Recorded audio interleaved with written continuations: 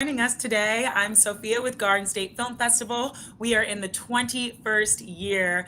There are over 230 films from 23 countries, and one of the films you'll get to see is this amazing short film called Lunachicks. Here to talk to us about it is the writer, director, and producer Jess Joy, and the DP and colorist on the film, Gregory Bennett. Thank you both so much for joining me. Congratulations on making the film and getting accepted. Thank Thank you you. for having us. Of course. I'm so excited to talk to you guys today because this film is so cool and unique, and I'm just excited to hear the inspiration and how you guys made it. So, before we get started, Jess, can you tell everyone watching a little bit about Lunachicks? Lunachicks is a short, dark comedy about a serial killer's daughter who wants to join a punk band and make a friend, but her imaginary father has other ideas. Love that. Love that short little pitch. Yeah, as I said, such a unique story. Where did you come up with this and how? Well, it was kind of a long process. When I was in film school, I was studying a lot of expressionist plays and artwork, and I really wanted to make a story about someone whose internal is being displayed externally, which is something like the expressionists did a lot. And I've always had like this weird interest in dark stories and serial killers. And I just kind of wondered what would it be like as a woman to be a daughter of a person that makes women so afraid to do things. So that was kind of where all the threads started coming in on. But yeah. Wow. Such an interesting story of how that started. And Gregory, you were the DP on this project, the colorist. Visually, it's just beautiful. So how did you get onto this project, and what made you want to do it? I think Jess did. I think I met you like you were looking for a DP, probably on one of the groups. It might have been on Facebook. I can't remember, but I just replied and said, "Hey, I like the yeah, you know, the little bit I knew about it, and then I also really like dark comedy and punk and all this stuff was kind of like things that I love and the musical part of it and yeah, and then so I expressed interest and then met Jess and yeah, ended up working on it, and it was great to work on. How did you guys come up with the look of this film? Did you have references, other artists that you were inspired by? I think right from the start, Greg and I were kind of on the same page. Like we had a meeting about how we were talking about the look and the feel of the movement. Um, we definitely talked about whether the camera should be still or get more wild as the film went on, which I think was the only thing we were a little bit off the mark with at first. But we talked about it, and it just became like we were so in sync. And Greg has so much experience that it was so nice for me to just be able to be like, okay, Greg will handle everything, and I can just focus on the performance. And yeah. And did you guys come up with like the shot list together, or was it something that you kind of, Greg, you just kind of flowed with in the moment while you were filming? Yeah, I mean, I think for the most part, Jess had, a pretty good idea of the shots that she wanted. And then, of course, we shared that and, you know, um, modified it from there. But I think also just being open to things happening when you're filming too, even if you have a shot list, you Mm, can say, hey, wouldn't it be cool if, because you notice things, right, when you're in the midst of filming, and maybe we right. should try it this way and yeah, but yeah, it's always good to have a good solid shot list when you know to go from. Absolutely. Yeah. And Jess, I want to talk to you about directing this because, I mean, obviously, visually, it had a very specific style to it as well. But also just the acting and the way you directed it, it was so unique and specific. So, what was it like directing it, and what were some of the inspirations that you had for the style of this film? Oh, thank you for saying that. It was actually quite a process to find the right actors for this because it's kind of a weird tone for them to get. So I had to work with them a lot about just hitting the comedy but still taking it seriously. And I was really lucky. I had great actors who just totally understood what they needed to do, and they had their own processes that helped them work through that. So It was kind of just about casting correctly, and then working as a team with the whole crew to understand like what movement we were going to do, and rehearse the blocking and make sure everyone was on the same page about what was happening. Yeah, tone was that's the word I wanted to use because it had a very specific and unique tone where it was like dark, but at the same time kind of absurd and really comedic. So I enjoyed that very much. And I saw that you guys filmed this in the summer of 2020. So what was that like? I can imagine you ran into some issues there. I mean, it makes the producing process so much more difficult because on top of everything you're planning about the movie, you have to plan how are you going to keep people safe and Mhm. breathing on set with masks. And we were shooting in a lot of small spaces, so how are we going to make sure people didn't come out with COVID? Um, Mhm. but it actually benefited our production in a lot of ways because many people weren't working on big union shows at that time. So I was able to get a pretty experienced crew because they just weren't working at that point. Mm. But Yeah. How long did it take for you guys to film Lunachicks? 3 days. 3 days, yeah, Okay. 3 days. Wow. Okay. So, do we have any challenges or favorite moments on set? What was the biggest challenge, and what was like the biggest relief or the best moment for you guys? Oh, from my perspective, I guess it was when we were on day one, and you always go in with great ambition, and then you have everything planned. And we had a light that we were setting up outside the window in the opening scenes, and then the ballast for the light just died. It burnt out, and we had to kind of scramble to have somebody come and deliver another one so that we could get up and running. So when Mm-hmm. you're when you're on a short film, usually the first day of any film is slow. It doesn't matter if it's 1 day shoot or 20-day shoot. Everybody's just getting up to speed with each other and all that. And then, for Right. that to happen on day one, on a 3 day shoot, that kind of threw things for that was from my perspective. That threw things for a loop, but we recovered, and we're able to catch up. I think, but Pull it off. yeah, Problem solved on the spot. yeah, Absolutely. exactly. Jess, I mean, you wore a lot of different hats. So, what was the most challenging for you and the best part of this process?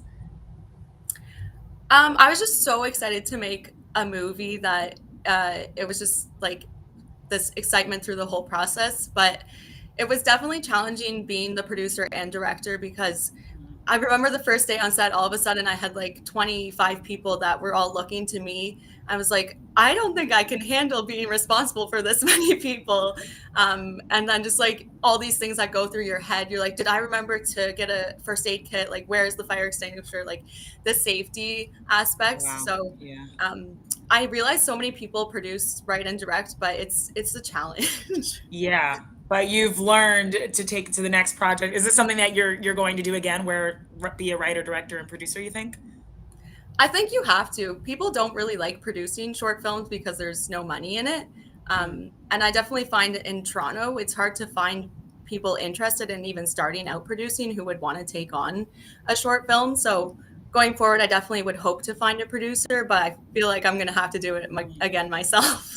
Right. And it's interesting you speak about money because obviously indie filmmaking, I mean, yeah, most of the time we're not making a lot of money back, but this was completely self-funded, which hmm is that's such a awesome accomplishment. How did you tackle that? Was it scary? I mean, like how did this happen?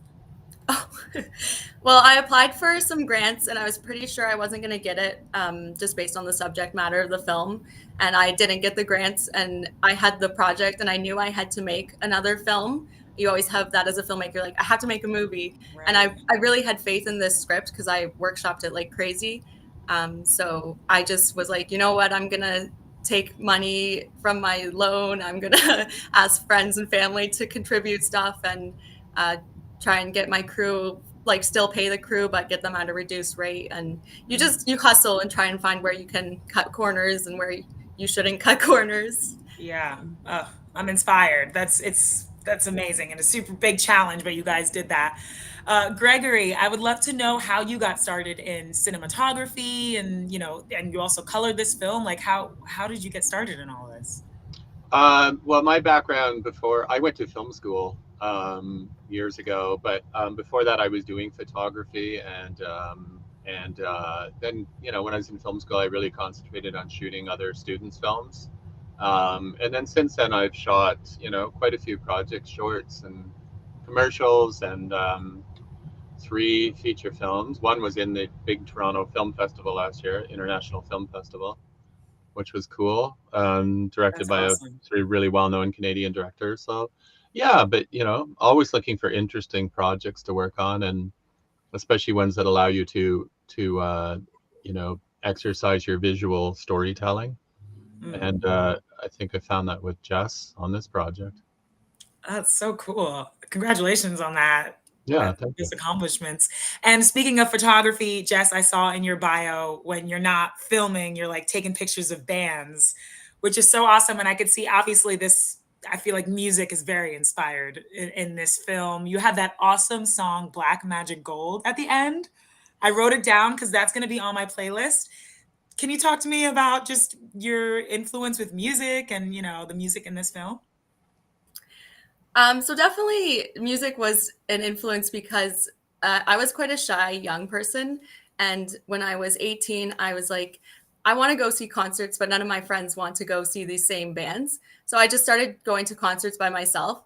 And it was so empowering as a young woman to be able to be alone in this kind of dirty, intense space because I go to see a lot of rock shows.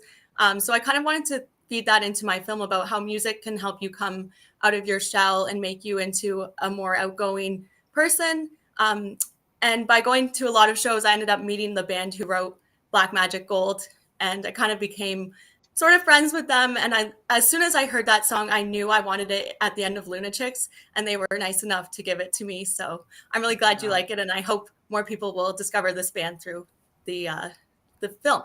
Oh, yes, absolutely. Can we shout out that band? Like, are they on Spotify? How can we find them? Yeah, they're called Harmonies, and they're on all the streaming services. They're on TikTok, they're on Instagram. So definitely go give them a follow.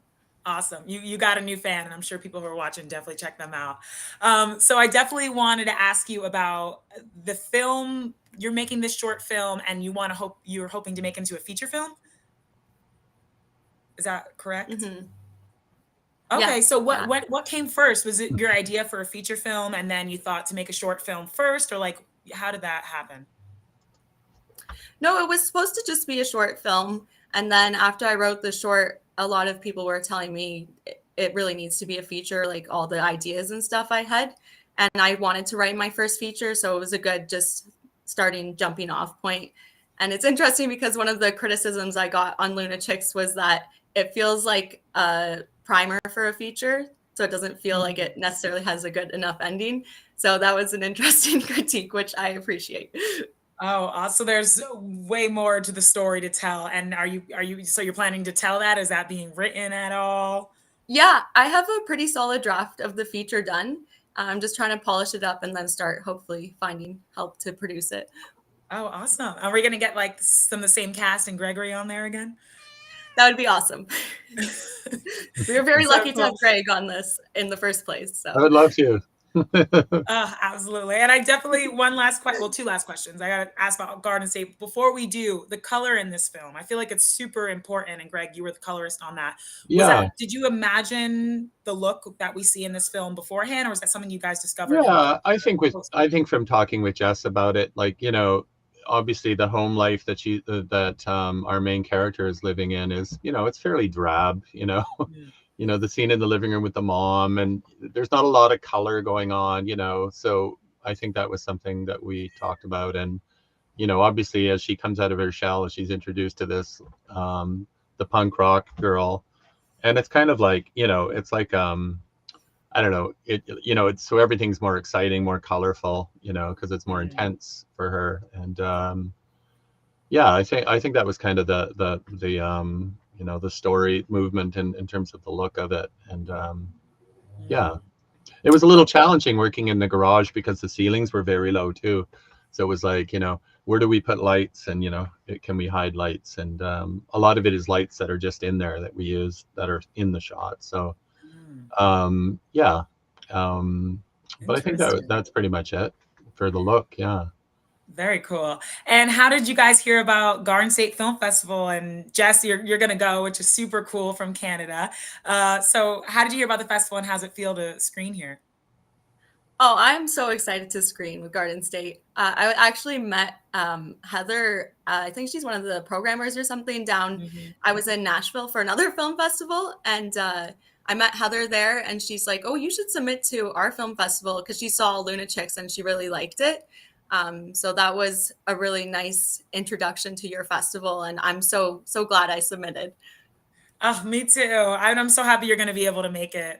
I'm really looking forward to meeting you in person. And for audiences to see this at Garden State Film Festival, shout out to Heather because she's always finding such awesome gems like this one. So, love to everyone watching how they can see Lunachicks. It will be screening in Asbury Hall Saturday, March 25th in the film block 6 to 8 p.m. So, definitely check it out. Maybe meet Jess Joy. Gregory, are you planning to go at all? Unfortunately, no, I can't go, but work beckons. So Right. Well, we will be honoring and big fans of your work from afar. oh, So thank you so much. Very thank nice you guys chatting. so much for taking the time to talk to me today. Congratulations again. And I'll see you at the festival, Jess. Thank Thanks you. for having us. Bye. Bye.